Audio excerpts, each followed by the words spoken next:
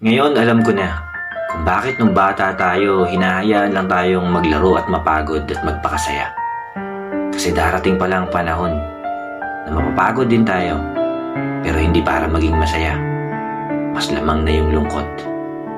Kaya pala inuutusan tayo ng mga magulang natin noon, hindi para pahirapan tayo. Yung mga utos pala na yon ay magiging aral na babaunin mo pagdating ng panahon. Ngayon alam ko na, kaya pala pinipili tayong matulog at magpahinga sa tanghali, hindi para maging malaki at matangkad tayo. Kasi darating tong panahon na yung tinatakasan nating pagtulog sa tanghali noon ay hanap-hanapin na natin ngayon.